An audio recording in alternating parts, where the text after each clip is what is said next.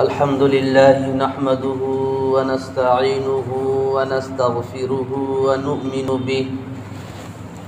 व नु'मिनु बिही व नतवक्कलु अलैहि व नऊज़ु बिल्लाहि मिन शुरूरि अनफुसिना व मिन सय्यिआति अअमालिना मन यहदिहिल्लाहु फला मुज़िल्ल लहु व मन युज़लिलहु फला हादिय लहु व नशहदु अन्न सय्यिदना व सनदना व हबीबना व तबीबना व मअवाना व मलजाना मुहम्मदन अब्दुहु व रसूलुहु अम्मा बादु फ़अऊज़ु बिल्लाहि मिनस समीइल अलीम मिनश शैतानिर रजीम बिस्मिल्लाहिर रहमानिर रहीम अला इन्न औलिया अल्लाहि ला खौफुन अलैहिम वला हुम यहज़नून अल्लज़ीना आमनू व कानू यत्तक़ून लहुमुल बुश्रा फ़िल हयातिद दुनिया व फ़िल आखिरह ला तब्दील लिकलिमातिल्लाह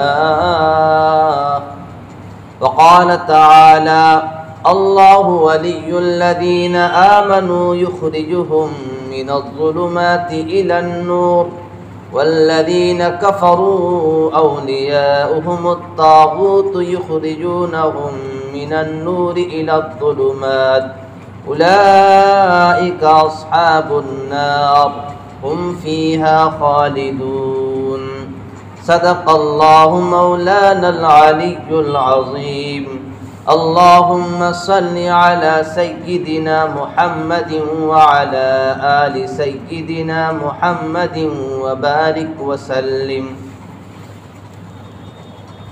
हाज़रीन, बुज़ुर्गान दीन, मिल्लत के जयालो, अल्लाह रब्बुल इज़्ज़त का हम पर बेहद एहसान है, एहसान किया है, करम किया है कि अल्लाह ने हम सब को अपनी बारगाह में हाज़िरी की तौफ़ीक़ बख्शी है।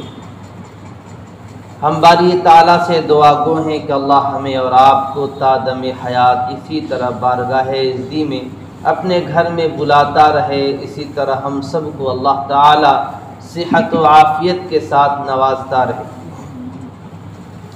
मेरे बुज़ुर्ग और भाइयों, हम सब पर अल्लाह का बेहद एहसान है। अल्लाह ने ताकत बख्शी है, चलने का मलका दिया है, सुनने की ताकत दी है, देखने की क़ुव्वत बख्शी है। ये बड़ी नेमतें हैं जिस नेमत के सदक़े में आज हम अल्लाह के घर में बैठे हुए। वरना बहुत सारे साथी मुसलमान बुज़ुर्ग हज़रात, नौजवान हज़रात ऐसे हैं जो अपने बिस्तर पर पड़े हुए हैं, चलने की ताकत नहीं है, या बीमारी है, या कोई और चीज़ उसके साथ लाहिक है। तो अल्लाह ताला का शुक्र अदा कीजिए, अल्लाह ताला ने हम सब को अपनी बारगाह में हाज़िरी की तौफ़ीक़ बख्शी है। मेरे भाई और बुज़ुर्गों, इस्लामी कैलेंडर के एतबार से रबीउस्सानी का ये महीना शुरू हो चुका है। आज 6 रबीउस्सानी है। मेरे भाइयों, इस महीने के हवाले से इस्लाम का कोई ख़ास हुक्म तो नहीं है, लेकिन वो महीने और दिन तो सारे अल्लाह के बनाए हुए हैं। हर महीने और हर दिन, हर सात के अंदर अल्लाह की रहमतें मुतवज्जह हैं हम सब पर। लेकिन खुसूसी कोई काम, खुसूसी कोई अमल इस महीने के अंदर नहीं है। अलबत्ता इस महीने के अंदर एक बड़े ज़ोर व शोर के साथ, एहतिमाम के साथ 11वीं के नाम से लोग इस महीने के अंदर शेख अब्दुल क़ादिर जिलानी रहमतुल्लाहि अलैह के नाम से इसाले सवाब करते हैं। एक बड़ी तादाद है, आप हज़रात समझते हैं, जानते हैं। मेरे भाइयों, किसी भी चीज़ को करने के लिए हमें सबसे पहले इस्लाम से पूछना है। इसाले सवाब तो इस्लाम मना नहीं करता, इसाले सवाब बिल्कुल जायज़ और दुरुस्त है। लेकिन एक बात उसूल की याद रख लीजिए इस्लाम में न तो पैदाइश के बारे में कोई ख़ास हुक्म है, न वफ़ात के बाद, किसी की वफ़ात के बाद कोई ख़ास हुक्म इस्लाम लागू करता है। अगर कुछ है तो 7वें दिन अक़ीक़ा करना है बच्चे की पैदाइश पर, और अगर किसी का इंतकाल हो जाता है तो मोहब्बत की अलामत ये है कि उसके नाम पर इसाले सवाब किया जाए, उसे याद रखा जाए अपनी नेकियों में, अपनी इबादतों में और अपने अच्छे आमाल में, अपने बुज़ुर्गों को, अपने मरने वालों को, अपने दादा और लकड़ दादा और अपने जितने भी रिश्तेदार दुनिया से जा चुके हैं, अपनी दुआओं में उनको याद रखने की ज़रूरत है। इससे ज़्यादा इस्लाम और किसी चीज़ का हुक्म नहीं देता। अब क्यों कोई भी चीज़ अपनी तरफ से गढ़ लेना या उसको शरीयत समझ कर करना, फिर इस्लाम उन चीज़ों से बेजार होता है, इस्लाम उन चीज़ों से मना करता है। मैं बताना ये चाहता हूँ कि शेख अब्दुल कादिर जिलानी रहमतुल्लाहि अलैह के नाम से, जो 12वीं शरीफ के नाम से, 11वीं शरीफ के नाम से जो कुछ किया जाता है, वो किसी भी मसलक व मशरब के एतबार से हराम तो उसको नहीं कह सकते, लेकिन जो ज़रूरी समझ कर किया जाता है, न करने वाले पर लान तान किया जाता है, वहाबी, गुलाबी, गुस्ताख़ रसूल और औलिया के ना मानने वाले लोगों में उनको शुमार किया जाता है। तो इस हवाले से वो बिदअत है। इस हवाले से क्या है? बिदअत है। जो उसे ज़रूरी समझ कर करे, उसी तारीख़ में करे। ऐसे तो हर महीने की 11वीं के नाम से शेख अब्दुल कादिर जिलानी रहमतुल्लाहि अलैह के नाम से इसाले सवाब किया जाता है, लेकिन बड़ी 11वीं जो होती है साल में एक मरतबा, 11वीं शरीफ साल में एक मरतबा लोग मनाते हैं और इसाले सवाब करते हैं। इसाले सवाब के मुतालिक आप जहन बना लीजिए, इस्लाम ने इसाले सवाब उन लोगों के लिए कहा है, जैसे हमारे यहाँ रिवाज क्या है, किसी के नाम पर कुछ खाना खिलाते हैं, कुछ भी प्रोग्राम करते हैं, तो हम सब बड़े बड़े लोगों को बुलाते हैं, अल्लामा, फ़हामा और जो बड़े हजरात होते हैं उन सबको दावत देते हैं। लेकिन जो फ़ुक़रा हैं, जो गुरबा हैं, जो मिस्कीन हैं, जो यतीम हैं, जो लाचार हैं, जिनका कोई पुरसान हाल नहीं है, जिनके बारे में इस्लाम ने कहा कि खिलाना है तो उन लोगों को खिलाओ, पिलाना है तो उन लोगों को पिलाओ, इसाले सवाब का हकदार अपने आप को बनाना है, तो यतीमों, मिस्कीनों, लाचारों, बेवाओं और मिस्कीनों, फ़ुक़राओं को अपने इसाले सवाब में याद रखो। लेकिन हमारे यहाँ उल्टा चलता है, हम सब को नीचे लोगों को किनारे कर देते हैं और बड़े लोगों को घर में बुलाते हैं। तो मेरे भाइयों, इसाले सवाब के बारे में कहा गया है, इसाले सवाब वही काबिल कबूल है जो फ़ुक़रा पर ख़र्च किया जाए। आप जो रात दिन ऐशो इशरत में, रात दिन बेहतरीन खाने और अनवा अक़साम में जिनकी ज़िंदगी गुज़रती होगी, उनको नाम पर इसाले सवाब करेंगे आप तो कोई फ़ायदा नहीं होगा, कोई आपको नेकी नहीं मिलेगी। अगर नेकी कमानी है, इसाले सवाब करना है, तो फ़ुक़रा इसके लिए इस्लाम ने मुतय्यन किए। आप कुरान पाक पढ़ लीजिए, मुताला कर लीजिए, ये हमारी और आपकी बात नहीं है, ये हर एक के लिए। खैर, लेकिन मेरे भाइयों, हमें जानना है शेख अब्दुल कादिर जिलानी रहमतुल्लाहि अलैह को। बहुत सारे लोग इनके नाम पर गुलू कर जाते हैं और बहुत सारे लोग इनकी करामात को और इनके मर्तबे को बहुत ज़्यादा घटा देते हैं। तो हमें न घटाना है न बढ़ाना है। इस्लाम न बढ़ाने की हुक्म करता है न घटाने की हुक्म करता है। जिसका जो मर्तबा है, जिसका जो मकाम है, उसी मकाम पे रखते हुए उनकी अदब, उनका एहतराम, उनका लिहाज रखना है। शेख अब्दुल कादिर जिलानी रहमतुल्लाहि अलैह की ज़िंदगी के ऐसे ऐसे वाक़यात हैं मेरे भाइयों, अगर उसे अपना लिया जाए, उसको अपनी ज़िंदगी का मामूल बना लिया जाए, तो हमारे मुआशरे के अंदर बेहतरीन सुधार आ सकता है। शेख अब्दुल कादिर जिलानी, जिनकी पैदाइश 471 या 470 में हुई। आप या तो जिलान के रहने वाले थे, इसलिए आपको जिलानी कहा जाता है। जिलान के 3 नाम हैं, जिलान भी कहा जाता है, गीलान भी कहा जाता है, कीलान भी कहा जाता है। जिलान, कीलान, गीलान। जिलान के अंदर एक जिलान को वाइली भी कहा जाता है, जो मुल्क ईरान के अंदर एक मशहूर सूबा है जो इंतहाई खूबसूरत है, वहाँ के आप रहने वाले थे, उसी की तरफ मंसूब करते हुए आपको जिलानी कहा जाता है। आपकी कितनी औलादें थी?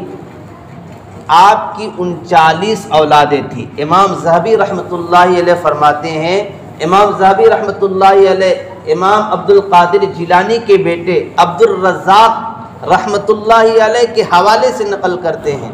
अब्दुल रज़्ज़ाक़ रहमतुल्लाहि अलैह फरमाते हैं कि मेरे वालिद मोहतरम की औलाद 39 थी, 49। कितनी थी?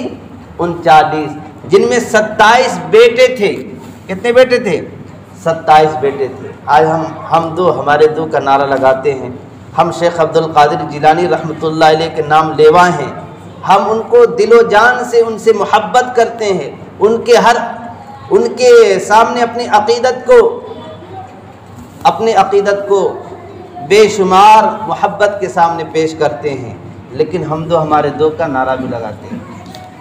39 औलाद। भाई बच्चों, बाहर जाओ, या तो खामोशी के साथ बैठो या शोर ना करो।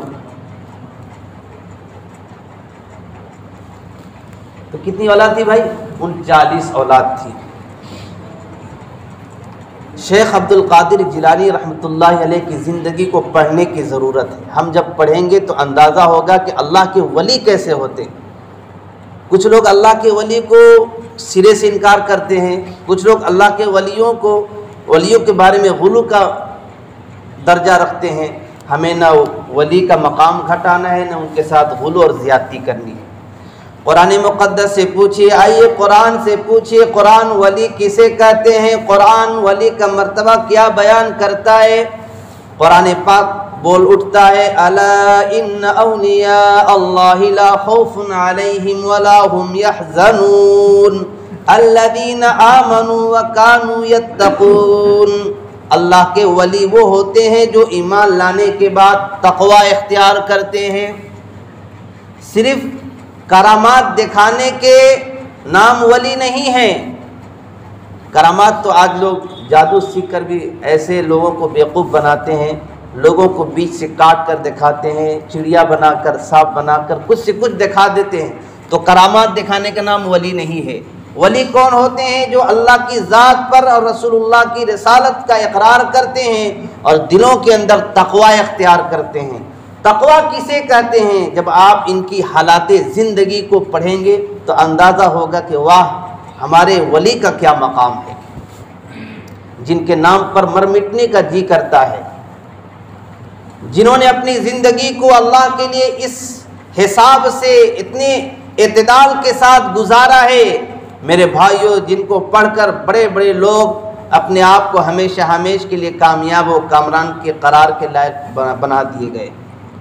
तो इमाम अब्दुल कादिर जिलानी रहमतुल्लाहि अलैह ये वो बुज़ुर्ग हैं जिनके बेशुमार करामात भी हैं। अल्लाह ताला ने बहुत सारे करामात भी इनको अता किए थे। तो वली की पहचान किया है? जो ईमान वाला हो, सालिह हो, तक़वा वाला हो, जिसके दिल में अल्लाह का खौफ और डर हो। अल्लाह ने फरमाया, जो इस सिफ़ात का हामिल होगा, लहुमुल बुशरा फिल हयाति दुनिया व फिल आखिरा, ऐसे लोगों के लिए दुनिया में भी खुशखबरी है और आखिरत में भी खुशखबरी है। और ऐसे लोगों के लिए कोई खौफ और डर नहीं है। ला खौफुन अलैहिम, ऐसे लोगों पर न खौफ है, न किसी तरह का कोई गम है। एक सवाल जहन में आता है। सवाल क्या आता है? ये आता है कि भाई, जो अल्लाह के वली होते हैं, कुरान ने कहा कि उनको कोई खौफ नहीं होता, कोई गम नहीं होता, तो अल्लाह के रसूल से भी कोई बढ़कर वली हो सकता है, जिनके बेशुमार गम हैं, जिनके बारे में बेशुमार ऐसे हालात व वाक़यात हैं जो आपके सामने हैं। तो खौफ और गम का माना ये है मेरे भाइयों, हम और आप जो दुनियावी चक्कर में जो परेशान होते हैं, ज़रा सा बिजनेस ऊंच नीच हुआ, हाय मैया हाय दैया करना शुरू कर जाते हैं, रातों की नींद उड़ जाती है, बेचैनी के करवट बदलते हैं, रात दिन सब बराबर हो जाता है कि हमारा फला जगह माल डूब रहा है, फला जगह फला पैसे का नुकसान हो रहा है, यहाँ पर इतनी भरपाई करनी पड़ेगी। ये वो दुनिया भर की इसी टेंशन में, इसी डिप्रेशन में लोग आहो बुका के शिकार हो जाते हैं, नींद ख़त्म हो जाती है, भूख ख़त्म हो जाती है, सारे खाने पीने रिश्तेदारों और बीवी बच्चे उनके सामने मुस्कुराते हैं, खेलते हैं, लेकिन चेहरे पर कोई मुस्कुराहट नहीं होती। तो अल्लाह ने फरमाया कि जो मेरा वली होगा इन तमाम गमों से और इन तमाम लहुयात से अपने आप को महफूज रखेगा, इस तरह के कोई गम नहीं होगा। आज देखिए, अपने दिलों का जायज़ा लीजिए। हमारे पास अगर किसी चीज़ का गम है तो दौलत के ख़त्म होने का गम है, हमारे पास अगर किसी चीज़ का गम है तो झोपड़ी का गम है, अगर हमारे पास किसी चीज़ का गम है तो आगे न बढ़ने का गम है। मेरे भाइयों, अगर गम नहीं है तो मरने के बाद कामयाबी और कामरानी का गम नहीं है। अगर गम नहीं है तो हमें कलमा सही याद नहीं, उसका गम नहीं है। हम कुरान पढ़ते हैं, उसको समझते नहीं, इसका कोई गम नहीं। जिसका गम हमें करना था, जिसके बारे में हमें सोचना था, फिक्र करना था, उसके बारे में कोई गम नहीं, कोई फिक्र नहीं, किसी तरह का हुज़्न मलाल नहीं। और जिसके बारे में अल्लाह ने फरमाया दुनिया मुक़द्दर की चीज़ है, तुम्हारे मुक़द्दर में जो लिख दिया गया है वो आपको मिलकर रहेगा, उसके बारे में रात दिन एड़ी चोटी का जोर लगाए हुए फरमाया अला इन्ना औलिया अल्लाहि ला खौफुन अलैहिम वला हुम यहज़नून। जो मेरा वली होगा, जो मेरा फर्माबरदार होगा, जो मेरा दोस्त होगा, दुनियावी कोई किसी तरह का कोई गम नहीं होगा। और सिर्फ दुनियावी तक महदूद नहीं है, लहुमुल बुशरा फिल हयाति दुनिया व फिल आखिरा। जिस तरह दुनिया में मालो दौलत का गम नहीं होगा, बीवी बच्चों का गम नहीं होगा, आगे बढ़ने का गम नहीं होगा, पीछे हट जाने का गम नहीं होगा, झोपड़ी मकान का गम नहीं होगा, अच्छे पुराने लिबास का गम नहीं होगा, इसी तरह मरने के बाद इसी तरह का कोई गम नहीं होगा। अल्लाह रब्बुल इज़्ज़त अपने अर्श के साए में अपने वलियों को रखेंगे। सबसे बड़ी कामयाबी मरने के बाद की कामयाबी है। कोई हुज़न नहीं, कोई मलाल नहीं, किसी तरह का कोई गम नहीं। जब कुरान ने ऐलान कर दिया है तो जाहिर सी बात है वली कैसे नाकाम हो सकते हैं। तो तमाम वलियों के सरदार शेख अब्दुल कादिर जिलानी रहमतुल्लाहि अलैह हज़ारों और लाखों मेरे भाइयों अल्लाह रब्बुल इज़्ज़त उनकी कब्रों को नूर से भर दे और उनकी करवट करवट पर अल्लाह ताला इत्मीनान और सुकून वाली ज़िंदगी अता फरमाए। मेरे भाइयों, उन्होंने दुनिया को सबक दिया है अपनी सवाने के ज़रिए, अपनी हालात ज़िंदगी के ज़रिए उम्मत मुस्लिमा को पैगाम दिया है। आज जब सुनेंगे तो आपके हैरत के और ताज्जुब के लाले हो जाएंगे। अर्ज़ करने का मकसद ये है, शेख अब्दुल कादिर जिलानी रहमतुल्लाहि अलैह, इनके वालिद मुकर्रम का नाम अबू सालेह रहमतुल्लाहि अलैह। इनका वाक़या सुनिए। बातें बहुत सारी हैं लेकिन एक वाक़या सुनाता हूँ मेरे भाइयों। अगर इस वाक़े पर हमने और आपने अमल कर लिया, ज़िंदगी का बेड़ा पार हो जाएगा, दुनियावी टेंशन ख़त्म हो जाएंगे, ज़िंदगी के अंदर शरीयत और सुन्नत की पासदारी आ जाएगी। क्या है वाक़या? अबू सालेह रहमतुल्लाहि अलैह कौन हैं? शेख अब्दुल कादिर जिलानी रहमतुल्लाहि अलैह के वालिद मुकर्रम। जवानी का आलम है, जवानी के आलम में सफ़र पर निकले हुए हैं, सफ़र कर रहे हैं, चलते चलते उनको भूख लगी। जब भूख लगती है तो एक नहर के पास से गुज़रते हैं, देखा कि एक तरोताज़ा सेब नहर पे बह रहा है। आपको भूख लगी थी, आपने फ़ौरन उस सेब को उठाया और खाना शुरू कर दिया। आपने आधा ही सेब खाया था, आधा सेब खाने के बाद फ़ौरन अल्लाह याद आ गए। अर्ज़ करने लगे, हो सकता है मालिक की इजाज़त के बगैर मैंने सेब को खाया है, मैदान हश्र में इसका जवाब देना होगा। फ़ौरन तक़वा दिलों के अंदर पैदा हो जाता है और वो सेब जिस नहर से, जिस तरफ से, जिस रुख से आ रहा था, उल्टे रुख की तरफ आप चलना शुरू कर देते हैं। चलते चलते चलते एक बाग के पास पहुंचते हैं। बाग के माली से मुलाकात होती है। अर्ज़ करते हैं कि बाग के माली, आपके सेब को मैंने आपकी इजाज़त के बगैर खा लिया है, अल्लाह के वास्ते मुझे माफ़ फरमा दें। वो भी कोई छोटी मोटी हस्ती नहीं थी, वो भी समझ गए कि बड़ा लायक इंसान है, लायक और फायक है।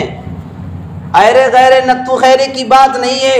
आज तो हम करोड़ों रुपए दूसरे के निगल जाते हैं, डकार भी नहीं लेते। लेकिन अल्लाह के वलियों का वाकया इसीलिए सुनाया जाता है ताकि दिलों के अंदर, हमारे अंदर भी ज़िंदगी के अंदर इस तरह की रुदादे ज़िंदगी बने। हम भी इस तरह के अपने अमाल को बनाएं, दूसरों की अमानतों का ख्याल रखें।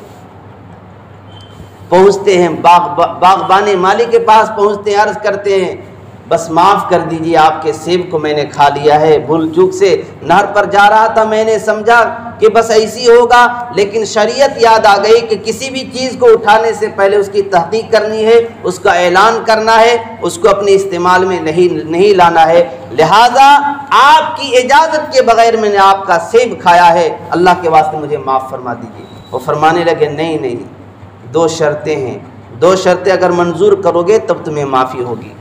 कहा कि 2 शर्तें नहीं, कई शर्तें लगाने चाहो लगा लो, लेकिन अल्लाह के वास्ते मुझे माफ़ कर दो। उन्होंने कहा ठीक है, आपको माफ़ी उस वक्त मिलेगी, 2 शर्तें हैं। पहली शर्त ये है कि 10 साल तक आपको बागबानी करनी पड़ेगी। जो मेरा बाग है इसकी देख रेख सारा कुछ करना पड़ेगा आपको 10 साल तक। कितने? 10 दिन नहीं, 10 महीने नहीं, 10 साल तक बाग की निगरानी करनी होगी। उसके बाद 10 साल के बाद मैं दूसरी शर्त बताऊंगा। खैर, कहा कि ठीक है, 10 साल आपने बाग की खिदमत की, बागबानी की। 10 साल जब पूरे हो गए तो बागबान के पास पहुंचे कि हजरत 10 साल तो ड्यूटी पूरी हो गई, अब दूसरी शर्त क्या है वो भी बताओ। कहा कि ठीक है, चलो एक सेब ले आओ। उन्होंने एक सेब लाया और कहा चखा। उसको चखने के बाद उसका मज़ा फीका नज़र आया। जब फीका महसूस हुआ तो कहा कि ओ, तूने कैसे बाग की बागबानी की है? 10 साल तूने बाग की बागबानी की है, अभी तक ये फैसला करना नहीं आया कि कौन सा सेब मीठा है, कौन सा सेब फीका है। अबू सालेह रहमतुल्लाहि अलैह, जो शेख अब्दुल कादिर जिलानी रहमतुल्लाहि अलैह के वालिद मुकर्रम हैं, वो कहने लगे वो बागबान साहब, मैंने 10 साल आपकी बागबानी की, आपकी देख रेख की है, मैंने सेब नहीं खाया है। जब सेब नहीं खाया है तो कैसे अंदाज़ा लगा सकते हैं कि कौन सा फीका कौन सा मीठा है? अभी आधा सेब खाए हैं, उसको चुकाने के लिए 10 साल हमारे ज़ाय हो रहे हैं, 10 साल लगाने पड़ रहे हैं। तो और सेब खा लेंगे तो ज़िंदगी के पता नहीं कितने साल लगाने होंगे।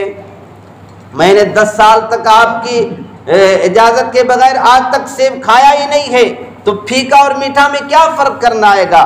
उन्होंने कहा कि ठीक है, चलो बहुत भले इंसान हो, चलो ठीक है, एक शर्त तो पूरी हो गई। दूसरी शर्त ये है कि मेरी बच्ची है, आँख की अंधी है, कान की बहरी है, पाँव की लंगड़ी है, उससे तुम्हें शादी करनी होगी। पहली शर्त क्या रखी? 10 साल की बागबानी। 10 साल जब ड्यूटी पूरी हो गई तो दूसरी शर्त है मेरी बेटी से तुम्हें निकाह करना होगा। मेरी बेटी की सिफात ऐसी हैं, आँख से अंधी है, कान की बहरी है, हाँ, और पाँव की लंगड़ी है। उन्होंने कहा ठीक है हजरत, ये भी कबूल है, बस अल्लाह के लिए मुझे माफ़ कर दो, मैंने आपका जो आधा सेब खाया है। कहा कि ठीक है, आप निकाह कर लो, फिर माफ़ी का ऐलान कर देते हैं। उन्होंने कहा ठीक है, निकाह हो जाता है। निकाह के बाद जब बीवी से मुलाकात होती है, बीवी जैसे घूंघट उठाती है, हया और पाकबाजी की वो पैकर नज़र आते हैं कि वो बिल्कुल घबराते हुए अब्दुल्ला मईसी के पास पहुंचते हैं, अर्ज़ करते हैं कि मालिक साहब आपने किससे निकाह कराया है?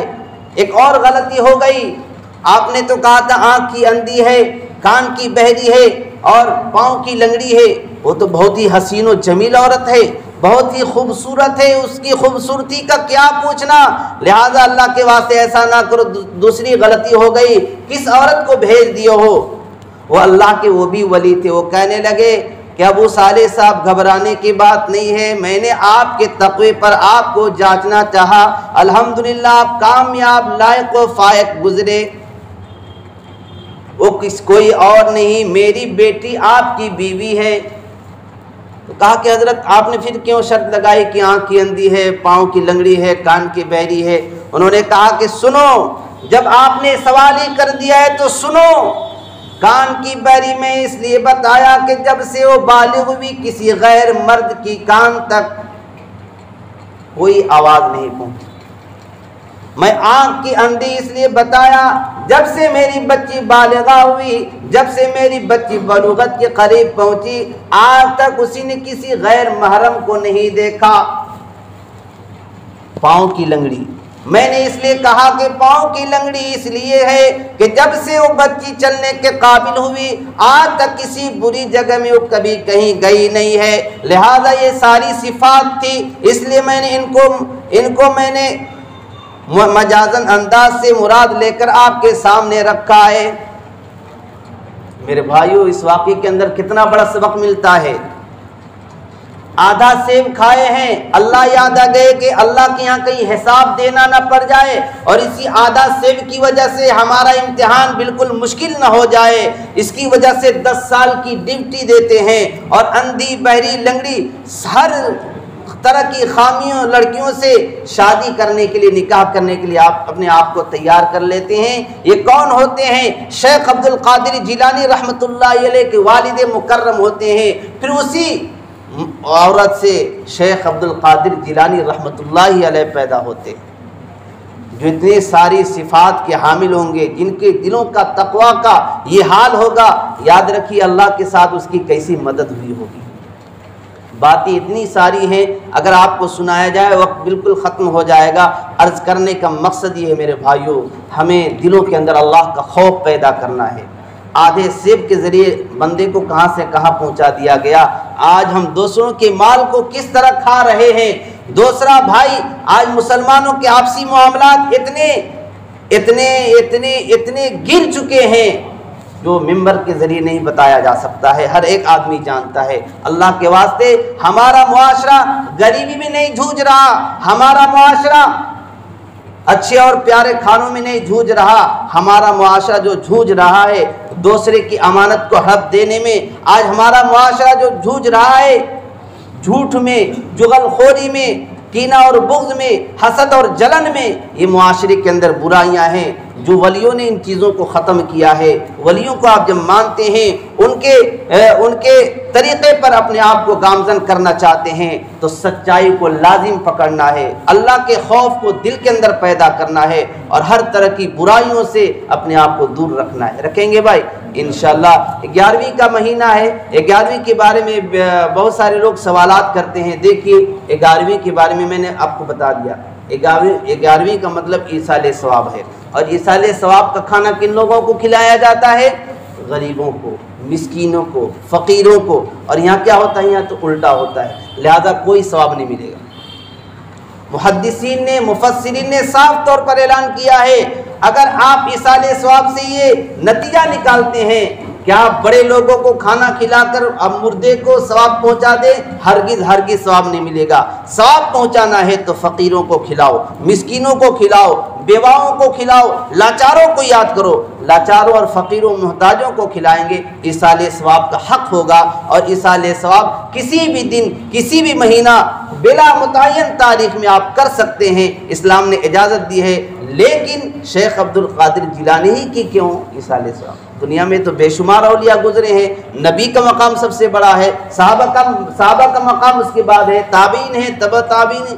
अगर आप ईसाले सवाब के चक्कर में पड़ेंगे और दिन तारीख मुतय्यन करेंगे तो ज़िंदगी का कोई लम्हा और ज़िंदगी की कोई तारीख नहीं बाकी रहेगी, पूरी ज़िंदगी आपकी इसी तरह गुजर जाएगी। लिहाजा शरीयत की जो बातें हैं उस पर अमल कीजिए। अल्लाह ताला से दुआ है अल्लाह हम सबको समझने की तौफीक अता फरमाए, बिदअत से, रुसूमात से और दीगर चीज़ों से अल्लाह हम सब की हिफाजत फरमाए। व आखिरु दावाना अनिल हम्दुलिल्लाह।